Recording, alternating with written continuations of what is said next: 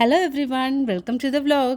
അപ്പം ഈ ഒരു വ്ലോഗെന്ന് വിചാരിച്ചാൽ നമ്മുടെ സാത്തിക്കുട്ടിയുടെ എക്സാമിന് തലേ ദിവസവും അങ്ങനത്തെ കുറച്ച് ഇതും പിന്നെ നമ്മുടെ കൊറിയൻ സ്കിൻ കെയർ റുട്ടീൻസും അതൊക്കെയാണ് കേട്ടോ ഈ ഒരു വ്ലോഗിൽ. ഇത് ഞാൻ പുതിയതായിട്ട് മേടിച്ച പൂജ സെറ്റാണ് കേട്ടോ. പൂജ വെക്കാൻ വേണ്ടി ഇവിടെ വീട്ടിൽ സ്റ്റാൻഡില്ലായിരുന്നു. അപ്പം ഇപ്പോൾ വീട്ടിലെ റിനോവേഷൻ ഇപ്പോൾ നടന്നുകൊണ്ടിരിക്കുകയാണ്. അന്നേരം അവരുടെ മേടിച്ച കൂട്ടത്തിൽ എനിക്കും കൂടെ മേടിച്ചതാണ്. നമ്മൾ ഏതൊരു കാര്യം തുടങ്ങുമ്പോഴും ഇതേപോലെ പ്രാർത്ഥിച്ചിട്ട് തുടങ്ങുവാണെങ്കിൽ ഭയങ്കര ശുഭമായിട്ട് തന്നെ അവസാനിക്കുമെന്നാണ്.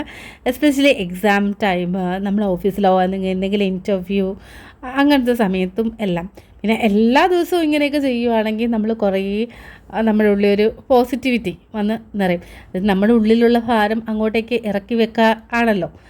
അന്നേരം സാത്തി പഠിക്കാൻ വേണ്ടി തുടങ്ങി. അപ്പോൾ പ്രീവിയസ് ക്വസ്റ്റ്യൻ പേപ്പർ ഞാൻ കുറച്ച് എടുത്തു കൊടുത്തിട്ടുണ്ട്. അപ്പോൾ അതിന് ആൻസർ ചെയ്യാനാണ് പറഞ്ഞേക്കുന്നത്.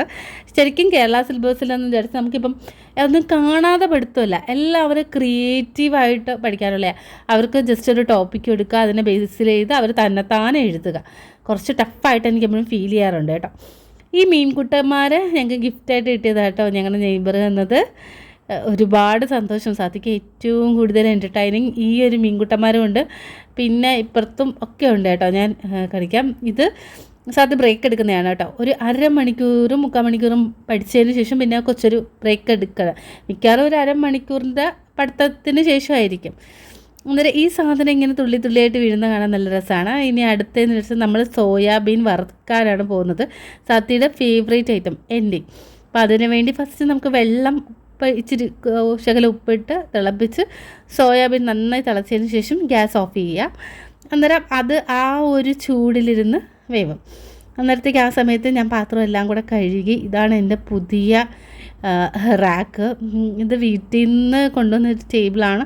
ആ ടേബിളിൻ്റെ അടിയിൽ ഞാനൊരു സ്റ്റൂൾ വെച്ചിട്ട് നമ്മുടെ പാത്രം കഴുകുന്ന സാധനങ്ങളൊക്കെ അങ്ങോട്ട് വെച്ചിട്ട് ഇങ്ങനെ മൂടി വെക്കും. അപ്പോൾ അത്രയും വൃത്തികേടില്ലല്ലോ. ഇനി അടുത്ത പരിപാടി എന്ന് വിചാരിച്ചാൽ തേങ്ങ ചുരണ്ടലാണ്. വീക്കെൻഡ്സിൽ ഇതേ കണക്ക് തേങ്ങയൊക്കെ തിരുമ്മി വെച്ച് കഴിഞ്ഞാൽ നമ്മുടെ സത്യം പറഞ്ഞാൽ പകുതി മുക്കാൽ പരിപാടിയും തീരും. ഇതൊക്കെ ആണെങ്കിൽ രാവിലെ ഫിഷും കൂടെ കട്ട് ചെയ്തൊക്കെ വെച്ചേക്കുവാണെങ്കിൽ എളുപ്പമല്ലേ നമുക്ക് മീൻകറി ഉണ്ടാകാൻ വേണ്ടി. എന്നിട്ട് ഞാൻ തേങ്ങ ചുരണ്ടിയിട്ട് ഫ്രീസറിൽ വെച്ചേക്കും. അപ്പോൾ അത് ഭദ്രമായി അവിടെ തന്നെ ഇരിക്കും. ഇനി അടുത്ത് നമ്മൾ മാഗ്നേറ്റ് ചെയ്യാനുള്ള മസാലകളാണ് മുളക് പൊടി, മഞ്ഞൾപ്പൊടി, പിന്നെ ജിഞ്ചർ ഗാർലിക് പേസ്റ്റ്, പിന്നെ അതിൻ്റെ കൂട്ടത്തിൽ ഇച്ചിരി ഉപ്പിടുക. ഇത്രയും കൂടെ ആകുമ്പം നമ്മൾ സാധാരണ പൊരിക്കുന്ന കണക്കാം. ഇനി നല്ല ചൂടോട് തന്നെ ഈ ഒരു സ്റ്റീലിൻ്റെ അരിപ്പ് ഞാൻ യൂസ് ചെയ്യുന്നത് കേട്ടോ. ആ സ്റ്റീലിൻ്റെ അരിപ്പ് യൂസ് ചെയ്ത് അത് ഇത്രയും കൂടെ കോരി വെക്കുക. എന്നിട്ട് സ്പൂൺ വെച്ച് നന്നായി അമർത്തി കൊടുക്കുമ്പം വെള്ളമെല്ലാം പോയി നന്നായിട്ട് തന്നെ ഇരിക്കും. നല്ല സ്പോഞ്ച് പരുവത്തിലിരിക്കും. അങ്ങനെ വേണം നമ്മൾ അരപ്പും കൂടി ഇട്ട് വറുക്കാൻ. നല്ല ചൂടോട് വേണം ഇതെല്ലാം ചെയ്യാൻ കേട്ടോ.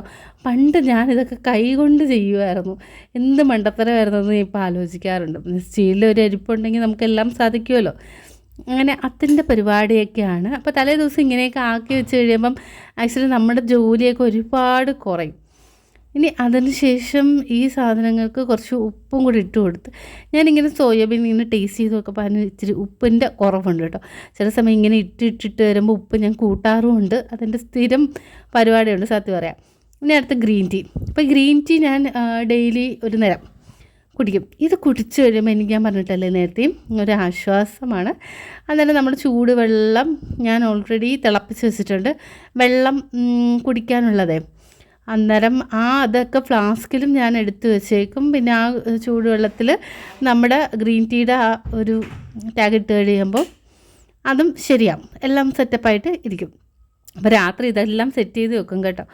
എന്താണെന്നുള്ള വൈകുന്നേരം ഒരു ജോലി ഒതുക്കുകയെന്ന് വിചാരിച്ചാൽ എസ്പെഷ്യലി വീക്കെൻഡ്സിൽ കുറച്ച് തിരക്ക് തന്നെയാണ്. പിന്നെ ഉള്ളി പൊളിക്കാനുള്ളത്, വെളുത്തുള്ളിയും കൊച്ചുള്ളിയും അതുപോലെ ഇഞ്ചി തോല് ചിരണ്ടി വെക്കുക. ഈ പരിപാടിയൊക്കെ ഞാൻ ചെയ്യുന്നതെന്ന് വെച്ചാൽ വീക്കെൻഡ്സ് സമയത്താണ്. ഇത് സാത്തി വീണ്ടും ഒരു ഷോർട്ട് ബ്രേക്കിന് ശേഷം മുടിയൊക്കെ കെട്ടി ഒന്ന് ഫ്രഷായി വീണ്ടും വന്നിരിക്കുകയാണ്. കുറേ നേരമൊക്കെ ഇങ്ങനെ ഇരിക്കുകയെന്ന് വിചാരിച്ചാൽ ഭയങ്കരമായ ഒരു മടുപ്പാണ്. അന്നേരം പിന്നെ കുറേ നേരം തന്നെ ഈ മീനുകളെയൊക്കെ ഇങ്ങനെ നോക്കി ഇരിക്കുക. ഇതേ കണക്ക് ഭംഗിയുള്ള പൂക്കൾ, പിന്നെ ഇവിടെ കളിക്കാനുള്ള കുഞ്ഞു കുഞ്ഞു മീനുകൾ, ഇതൊക്കെ നോക്കിയിരിക്കുക. അതൊക്കെയാണ് എസ്പെഷ്യലി എക്സാം ടൈമിൽ നമുക്കും അറിയാം കുറേ നേരം ഇരുന്ന് പഠിച്ചു കഴിഞ്ഞാൽ പിന്നെ വട്ടാവും, നമുക്ക് വല്ലാത്ത ബോറിംഗ് ആയിരിക്കും, ഭയങ്കര ലെങ്തി പ്രോസസ്സാണൊക്കെ പഠിത്തത്തിന് മാറും. അതിനേക്കാളും നല്ലത് കുറച്ച് ബ്രേക്കൊക്കെ എടുത്ത് ഒന്നാമതെന്ന് വെച്ചാൽ ഈ എക്സാം ആവുമ്പോൾ മാത്രം പുസ്തകം തുറക്കുന്ന ആൾക്കാരില്ലേ, അതൊക്കെ ഒന്ന് മാറ്റി വെച്ച് അഡ്വാൻസ് ആയിട്ട് പഠിച്ചു വെക്കുകയാണെങ്കിൽ എനിക്ക് നമ്മൾ കുറച്ച് ഒരു റിലാക്സിങ് ഒരു ഫീലിംഗ് ആണ്. പിന്നെ പലവരും പല രീതിയിലാണ് ഒരു എക്സാമിനെ അപ്രോച്ച് ചെയ്യുന്നത്, അത് ഓരോരുത്തരുടെ ഇഷ്ടം. ഇനി അടുത്ത പരിപാടി എന്ന് വെച്ചാൽ നമ്മുടെ കൊറിയൻ സ്കിൻ കെയർ പരിപാടിയാണ്. ഫസ്റ്റ് നമ്മൾ ഓയിൽ വെച്ച് ഒന്ന് മസാജ് ചെയ്ത് നമ്മുടെ ഫേസിലുള്ള അഴുക്കുകളെ എല്ലാം കളയുക. നമ്മുടെ ഫേസിലൊന്നും വെച്ചാൽ കൺമഷിയൊക്കെ നമ്മൾ എഴുതുന്നവരാണെങ്കിൽ അത് കാണും, അതല്ലാതെ എന്ത് പറഞ്ഞാലും കുറച്ച് അഴുക്കൊക്കെ കാണും. അപ്പം അത് നന്നായിട്ട് മസാജ് ചെയ്യുക 1 മിനിറ്റൊക്കെ. ഞാൻ അത്യാവശ്യം എൻ്റെ ഡ്രൈ സ്കിൻ ആയതുകൊണ്ട് എനിക്ക് ഈ ഒരു കൊറിയൻ്റെ ഒരു റുട്ടീൻ നമ്മൾ ഫോളോ ചെയ്യുന്ന വഴി കുറച്ചൊക്കെ ഗ്ലേസിങ്ങും സ്കിന്നിന് എന്തൊക്കെയോ പ്രത്യേകതകളൊക്കെ വന്നിട്ടുണ്ട് കേട്ടോ. എന്താണെന്ന് കറക്റ്റായിട്ട് പറഞ്ഞു തരാൻ എനിക്കറിയത്തില്ല. പക്ഷേ വേറൊരു പ്രോബ്ലം, ഈ നമ്മളെ പാടുകളില്ലേ, മൊത്തത്തിൽ കരിവാളിപ്പായതുകൊണ്ട് നമ്മുടെ പാടുകളൊന്നും കാണത്തില്ലായിരുന്നു. പക്ഷേ ഇപ്പോൾ മുഖം തെളിഞ്ഞു വന്നപ്പോൾ നമ്മുടെ പാടുകളൊക്കെ വൃത്തിയായിട്ട് തെളിഞ്ഞ് കാണാൻ തുടങ്ങി. ഇനി അതെടുത്ത് ആ ഓയിൽ ഡബിൾ ക്ലൻസിങ് കഴിഞ്ഞതിന് ശേഷം നന്നായിട്ട് ഒരു മൈൽഡ് സോപ്പ്, ഞാനിവിടെ ഡവിൻ്റെ സോപ്പാണ് യൂസ് ചെയ്യുന്നത്. പിന്നെ എല്ലാവരും ചോദിക്കും മറ്റേ ഫേസ് വാഷ് യൂസ് ചെയ്യുന്നത്, അത് കുറച്ചും കൂടെ ഹാർഡറാണെന്ന് ഇവർ പറയുന്നത്. ഇവരങ്ങനെ എന്തെങ്കിലും ഇതേ കണക്ക് മൈൽഡായിട്ടുള്ള എന്തെങ്കിലും ഒരു സാധനം ഉപയോഗിച്ച് നന്നായിട്ട് കഴുകി കളയുക. പിന്നെ ഇവർ വേറൊരു പ്രോസസ്സ് ചെയ്യുന്നതെന്ന് വെച്ചാൽ ഇവർ അധികം വാഷ് ചെയ്യാതെ ഇവർ ടിഷ്യൂസ് വെച്ചിട്ട് തുടച്ചെടുക്കും. അപ്പം എനിക്ക് മൊത്തത്തിൽ ഒരു വാഷ് ചെയ്താലേ എനിക്കൊരു സംതൃപ്തിയുള്ളൂ.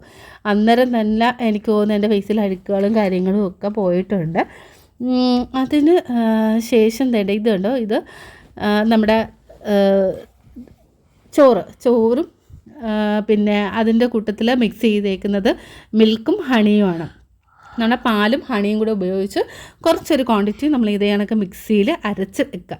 എന്നിട്ട് ഇങ്ങനെ ഫേസ് പാക്കായിട്ട് യൂസ് ചെയ്യുക. ഇതൊക്കെ എന്ന് വെച്ചാൽ ഭയങ്കര എഫക്റ്റാണ് കേട്ടോ. കൂടുതലും ഞാൻ ഇങ്ങനെ കെമിക്കൽ പ്രോഡക്ട്സിനോടും ഞാൻ പ്രൊമോട്ട് ചെയ്യാൻ എനിക്കൊട്ടും താല്പര്യമില്ല. ഇതെപ്പോഴാണ് നമ്മൾ ചെയ്യേണ്ടതെന്ന് വെച്ചാൽ നമ്മൾ നൈറ്റിലൊക്കെ ഇങ്ങനെ ചെയ്യുവാണെങ്കിൽ നല്ലതായിരിക്കും. പിന്നെ ഞാൻ സ്പ്രേ ചെയ്ത ഒരു ടോണർ എന്ന് വെച്ചാൽ കഞ്ഞിവെള്ളമാണ്, അത് വെച്ച് ഇടയ്ക്കിടയ്ക്ക് സ്പ്രേ ചെയ്യുക. കാരണം നമ്മൾ ഇതൊരു 15-20 മിനിറ്റ് വെച്ചുകൊണ്ടിരുന്നാൽ മതി കേട്ടോ. ഇങ്ങനെ ഡെയിലി ചെയ്യുവാണെങ്കിൽ നമ്മുടെ മുഖത്ത് അത്യാവശ്യം നല്ല വെട്ടവും വെളിച്ചവും ഒക്കെ വരും കേട്ടോ. ഭയങ്കര വെളുത്ത് ഗ്ലാസ് സ്കിൻ ആവുമെന്നൊന്നും ഞാൻ പറയുന്നില്ല. അതേ കണക്കാവുന്നെങ്കിൽ അവർ കഴിക്കുന്ന കൂട്ട് പച്ചക്കറികൾ അത്രയും കഴിക്കണം. അവർ ഭയങ്കര ലീഫി ഫുഡൊക്കെ ഇഷ്ടം പോലെ കഴിക്കും. അവർ എന്ത് ഫുഡ് എടുത്ത് നോക്കിയാലും എന്തോ ഒരു ലീഫാന്ന് പറയുമ്പോൾ അവർ കഴിക്കുന്നത്. അവർ പിന്നെ ഇറച്ചിയൊക്കെ അവർ വേവിക്കാതെയൊക്കെയാണ് കഴിക്കുന്നത്. ചിലപ്പോൾ ഇതൊക്കെ ആയിരിക്കും ഒരു സ്കിന്നിൻ്റെ ഒരു ബ്രൈറ്റ്നസ്സിന്. ഇവിടെ ഞാൻ ചോറ് തിളപ്പിച്ചൂറ്റാൻ വേണ്ടി എടുത്തപ്പോൾ അത് മൊത്തത്തിൽ ഒന്ന് കട്ട പിടിച്ചിരിക്കുന്നതാണ്. ഇപ്പുറത്ത് അടുപ്പിൽ നമ്മുടെ സോയ റോസ്റ്റ് റെഡിയായി. ഇനിയിപ്പോൾ തണുത്തതിന് ശേഷം ഫ്രിഡ്ജിലോട്ടാക്കണം. ഇത് നല്ല ടൊമാറ്റോ സോസുമായിട്ട് കഴിക്കുകയാണെങ്കിൽ ഈ സോയ ഫ്രൈ സൂപ്പറായിട്ടോ, നല്ല ടേസ്റ്റ് എന്ന് വെച്ചാൽ ഉഗ്രൻ ടേസ്റ്റാണ്. അന്നേരം ഞാനിത് സെപ്പറേറ്റ് ആയിട്ടൊരു ഇതിൽ ആക്കുകയാണ്. പിന്നെ മീൻ ചൂടാക്കി എടുക്കാം. അന്നേരം നമുക്കിനി സ്കിൻ കെയറിലോട്ട് തന്നെ നമുക്ക് വരാം കേട്ടോ. നമ്മൾ മലയാളീസിൻ്റെ നമ്മുടെ ഇന്ത്യൻസിൻ്റെ ഒരു പ്രത്യേകത എന്ന് വെച്ചാൽ നമ്മൾ കുറേ മേക്കപ്പും പുട്ടിയും ഒക്കെ അടിച്ച് കയറ്റുക. അതാണ് നമ്മുടെ ഒരു സ്കിൻ കെയർ എന്ന് പറയുന്നത്. ശരിക്കും എല്ലാ ദിവസവും ഇതേ കണക്കത്തുള്ള സാധനങ്ങളൊക്കെ ഇടുകയാണെങ്കിൽ നമുക്ക് ഫേഷ്യലിൻ്റെ ആവശ്യമില്ല. ബാക്കി ഇത്രയും എക്സ്പെൻസീവായിട്ടുള്ള പ്രോഡക്ട്സ് യൂസ് ചെയ്തൊരു മാറ്റത്തിൻ്റെ ആവശ്യമില്ല. എന്തൊക്കെ പറഞ്ഞാലും നിങ്ങൾ ആ പ്രോഡക്ട്സിൻ്റെ ബാക്കിലുള്ള ഒരു ഡിസ്ക്രിപ്ഷൻ എടുത്ത് നോക്കുമ്പോൾ അറിയാം അതിനകത്ത് എന്തൊക്കെ കെമിക്കൽ കണ്ടൻറ്റാണ് ചേരുന്നതെന്ന്. അതൊക്കെ വെറും താൽക്കാലികമാണ്. പക്ഷേ ഇത് നാച്ചുറലായിട്ടുള്ള സാധനങ്ങൾ ഉപയോഗിച്ച് ചെയ്യുന്നത് നന്നായിരിക്കും. എൻ്റെ ഒരു ഡ്രൈ സ്കിൻ ആയതുകൊണ്ട് ഞാൻ എപ്പോഴും ഒരു ഓയിൽ മസാജ് ചെയ്യാറുണ്ട്. പിന്നെ ഈ മോയ്സ്ചറൈസറിന് പകരം നമുക്ക് നമ്മുടെ കൊക്കനട്ട് ഓയിൽ യൂസ് ചെയ്യാൻ മതി. പക്ഷെ അത് എല്ലാവർക്കും പിടിക്കണമെന്നില്ല, ഒത്തിരി യൂസ് ചെയ്യണമെന്നല്ല പറയുന്നത്, 1-2 ഡ്രോപ്പ്. അതുപോലെ ടോണർ നാച്ചുറലായിട്ട് യൂസ് ചെയ്യുന്നെങ്കിൽ നമ്മുടെ റോസ് വാട്ടർ അത് നല്ലൊരു ടോണറാണ് കേട്ടോ. അപ്പം അങ്ങനെയൊക്കെ നമ്മൾ വീട്ടിൽ ഇരിക്കാൻ നേരമൊക്കെ അതൊക്കെ യൂസ് ചെയ്താൽ നമ്മുടെ സ്കിന്നിന് അതിൻ്റേതായൊരു മാറ്റം കാണും. പിന്നെ കൊറിയൻസിനെ സംബന്ധിച്ച് അവരുടെ ഫസ്റ്റ് പ്രിഫറൻസ് എന്ന് വെച്ചാൽ ബ്യൂട്ടി തന്നെയാണ്. അവർ ഏറ്റവും കൂടുതൽ പ്ലാസ്റ്റിക് സർജറീസ് ചെയ്യുന്നത് ആരാണ്? കൊറിയൻസാണ്. അന്നേരം അവർക്ക് ബ്യൂട്ടിക്ക് എന്തെങ്കിലും ഒരു പോരായ്മ ഉണ്ടെങ്കിൽ അവർ അങ്ങനെയൊക്കെ ചെയ്തിട്ടാണ് അവർ മെയിൻറ്റെയിൻ ചെയ്യുന്നത്. പിന്നെ അവർ നമ്പർ ഓഫ് പ്രോഡക്ട്സാണ് അവർ യൂസും ചെയ്യുന്നത്. ഇനി അടുത്ത ദിവസം കേട്ടോ, അടുത്ത ദിവസം നമ്മുടെ സാത്തിക്കുട്ടി സ്കൂളിൽ പോകാൻ വേണ്ടി റെഡിയായിരിക്കുവാണ്. അപ്പോൾ പഠിച്ചതെല്ലാം റിവൈസ് ചെയ്യുക, അങ്ങനത്തെ പരിപാടിയൊന്നും രാവിലെ ഒന്നും ഇല്ലായിരുന്നു. എത്രയൊക്കെ റിവൈസ് ചെയ്താലും അവർക്ക് തോന്നുകയാണ് അവർ ചോദിക്കുന്നത്.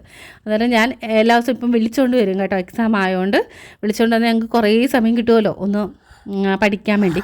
അപ്പം ഇന്നത്തെ ദിവസം എന്ന് വിചാരിച്ചാൽ പിറ്റേ ദിവസം ഞങ്ങളുടെ സ്കൂൾ അടയ്ക്കുന്നതുകൊണ്ട് അവൾക്ക് ബർത്ത്ഡേക്ക് എൻ്റെ വക ഒരു വാച്ച്, ഇതിനകത്ത് ലൈറ്റ് കത്തും. എൻ്റെ ഇപ്പുറത്തെ ഒരു വാച്ചാണ് കേട്ടോ, അത് നമ്മുടെ ബാങ്കിൾ പോലെ വന്നിട്ട് വാച്ച് ഇങ്ങനെ തൂങ്ങിക്കിടക്കുന്നത് ഇത്. ഇനി അടുത്തത് അവൾക്ക് സ്വീറ്റ്സ് മേടിച്ച് പിള്ളേർക്കെല്ലാം കൊടുക്കണമെന്ന്. അവളുടെ ബർത്ത്ഡേ April 1 ആണ്.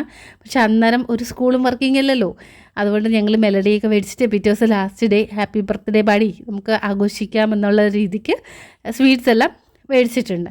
ഇനി അവൾക്ക് ബർത്ത്ഡേയിൽ കുറേ വിഷസ് ഉണ്ട് കേട്ടോ. അത് നമ്മൾ ഒരു വർഷമായിട്ട് അവളിങ്ങനെ പറയും, എനിക്ക് ഇന്നത് വേണം ഇന്നത് വേണം. എന്നെ സംബന്ധിച്ച് ഞാൻ പിന്നെ ആവട്ടെ കുറച്ച് 1-2 മാസം കഴിഞ്ഞിട്ടേ എല്ലാ ആഗ്രഹങ്ങളും സാധിച്ചു കൊടുക്കാറുള്ളൂ. ചിലത് ഭയങ്കര ചെറുതൊക്കെ ആണെങ്കിൽ അപ്പോഴേ സാധിച്ചു കൊടുക്കും. അത് അവളുടെ സ്കൂളിലെ ലാംഗസ്റ്റ് ഡേയിൽ പോയ കോലമാണ് കേട്ടോ. അവൾക്ക് മഞ്ചൊക്കെ കിട്ടി, അന്ന് പായസമൊക്കെ ഉണ്ടായിരുന്നു, ഫുഡൊക്കെ കുഴപ്പമൊന്നും ഇല്ലായിരുന്നു. അന്ന് എല്ലാവരെയും കാണിക്കാൻ വേണ്ടി ഹലോ കിറ്റി ഡേ വാച്ച് ഇട്ടിട്ട് പോയി. ഇതാണ് ലൈറ്റൊക്കെ എല്ലാവരും കാണിച്ചു കൊടുത്തു. എല്ലാവരും എന്ത് അടിപൊളി വാച്ച് എന്നൊക്കെയാണ് പറഞ്ഞതെന്നൊക്കെ പറയുന്നത്. എന്തായാലും പിള്ളേർക്ക് ഇങ്ങനത്തെ കാര്യങ്ങളൊക്കെ ഭയങ്കര ഒരു ഇൻട്രസ്റ്റ് ആണല്ലോ. അവളുടെ ഏറ്റവും കൂടുതൽ സന്തോഷം ഇങ്ങനത്തെ കാര്യങ്ങളാണ്. അപ്പോൾ നെക്സ്റ്റ് അവളുടെ സന്തോഷം കൂടാൻ വേണ്ടി വേറൊരു കാര്യം കൂടെ അവൾ കണ്ട്, വേറൊന്നുമല്ല കേട്ടോ, ആ പുല്ലിൻ്റെ ഇടയിൽ ഒരു അപ്പൂപ്പൻ താടിയാണ്. നമ്മൾ കൊച്ചിൽ ഓർമ്മയുണ്ട്, നമുക്ക് ഈ അപ്പൂപ്പൻ താടിയൊക്കെ കാണാൻ തരാം എന്തോ ഒരു എക്സൈറ്റ്മെൻ്റ് ആയിരുന്നു. പക്ഷേ ഇപ്പോൾ അപ്പൂപ്പൻ താടി പോയിട്ട് ഒന്നും കാണുമ്പോൾ അങ്ങനെ പ്രത്യേകിച്ച് ഒരു എക്സൈറ്റ്മെൻറ്റ് നമുക്ക് തോന്നാറില്ല. പക്ഷെ പിള്ളേരെ കാര്യത്തിൽ നേരെ തിരിച്ചാണ്. അവൾ ഭയങ്കര എക്സൈറ്റഡ് ആണ്.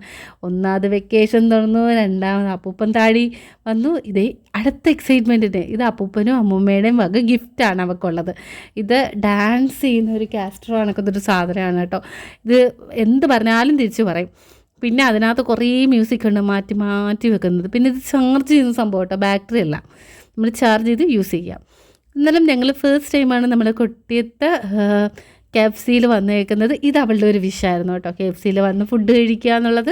എപ്പം പറഞ്ഞാലും ഞാൻ പിന്നെ ആവട്ടെ എന്ന്. അപ്പോൾ പക്ഷേ അവളുടെ ഭയങ്കര ഡബിൾ ഹാപ്പി, ആ മുഖമൊക്കെ നോക്കി എന്ത് രസമാണ്.